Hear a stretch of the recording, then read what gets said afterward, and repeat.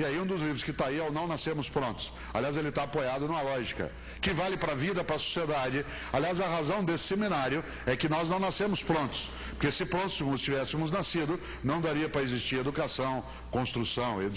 No que ele está apoiado? Tem uma frase que circula por aí que diz que uma pessoa, quanto mais ela vive, mais velha ela fica. Cuidado, isso é uma bobagem. Para que alguém, quanto mais vivesse, mais velho ficasse, teria que ter nascido pronto e ir se gastando. Isso não acontece com gente, isso acontece com fogão, sapato, geladeira. Fogão, sapato, geladeira que nasce pronto e vai se gastando. Gente nasce não pronto e vai se fazendo.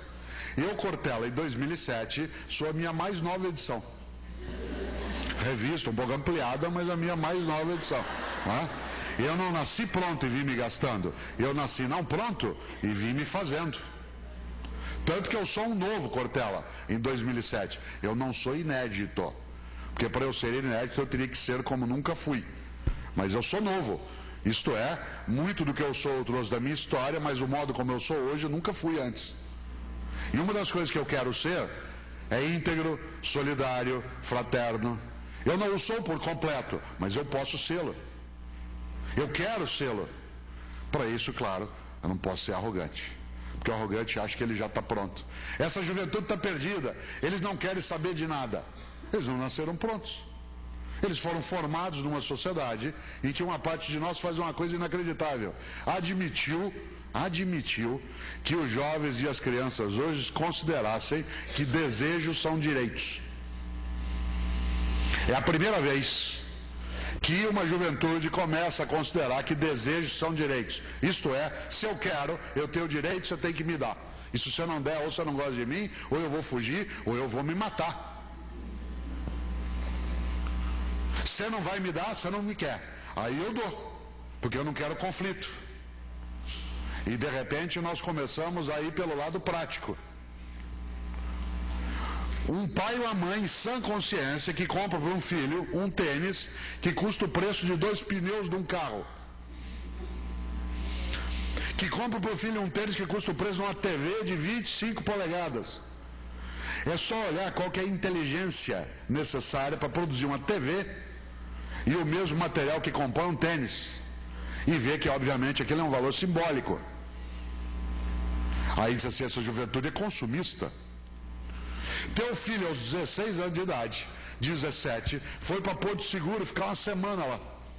A escola se formou, resolveram ir para lá. Você às vezes não foi a Porto Seguro ainda, ou se foi mais velha, e ele foi com 16 anos.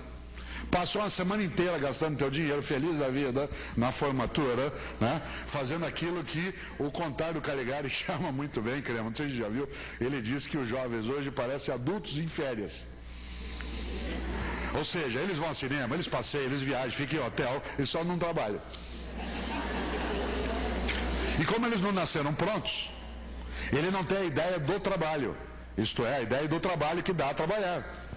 Inclusive porque no Brasil nós usamos uma expressão equivocadamente. Desde criança a gente fala para os filhos, papai vai sair para ganhar dinheiro.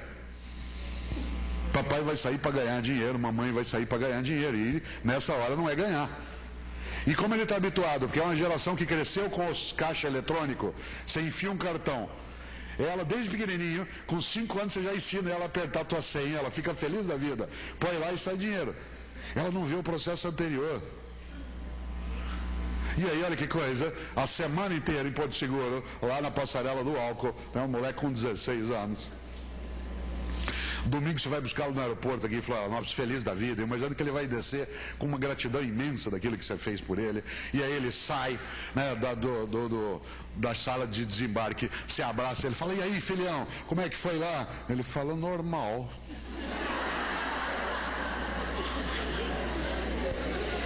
Você fala assim, então, estava legal, estava bom?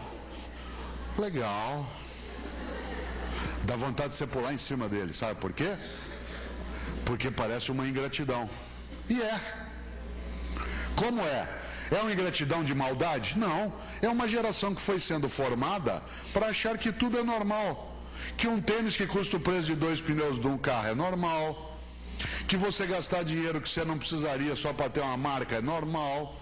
Como diz o grande Frei Beto, quando eu era criança, o que valorizava o tênis que eu usava era eu usar o tênis. Eu dava valor ao calçado. Se eu usasse, ele ficava importante. Agora é o contrário. Como eles não nasceram prontos, olha só, está faltando espanto. Tudo é óbvio. Tudo é fácil. Isso inclusive invadiu a área de educação. Quem está na escola no dia a dia aqui sabe disso.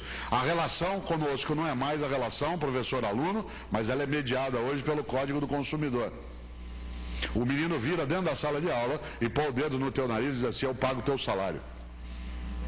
Como se fosse uma relação estritamente comercial. Claro. Olha só. Diz assim, o que isso tem a ver com a edificação de personalidade? Muito. Especialmente porque a gente está numa ética do óbvio. Eu costumo dizer que nós estamos distraídos em relação a isso. Por isso que um seminário como esse é importante demais. Aliás, se você olhar, a palavra seminário significa o óbvio, né? É o lugar onde você semeia, onde você dissemina, onde você planta, onde você cria o futuro.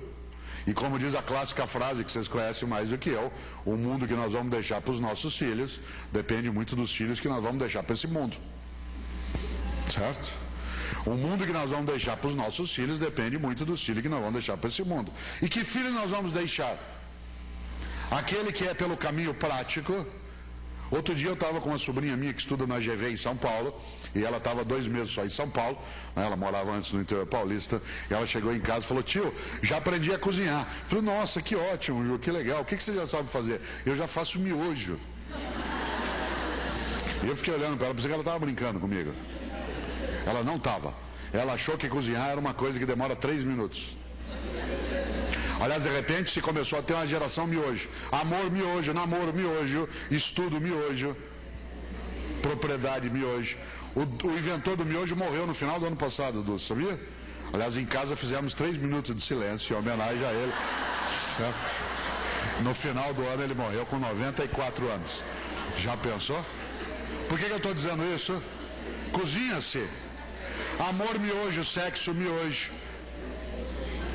Olha só, eu não sou moralista, pelo menos não quero sê-lo, mas não é possível que a relação de sexualidade, que é uma das belezas da vida, que ela seja banalizada dentro da miogização do mundo. Tudo é veloz. Atenção, quero dizer uma coisa que só quem é do interior entende direito. Quem não é também entende, mas quem é do interior entende mais ainda. Nós estamos vivendo, e isso é um perigo ético, uma estupenda e acelerada despamonhalização da vida. Despamonhalização da vida. Nós paramos de fazer pamonha. E isso é um perigo, sabe por quê? Porque durante séculos na história da humanidade, fazer pamonha, que é simbólico no que eu estou dizendo, era conviver. Isto é, lembra de fazer pamonha? Sábado nós levantávamos, iam tudo para um lugar, tio, filho, vó, né?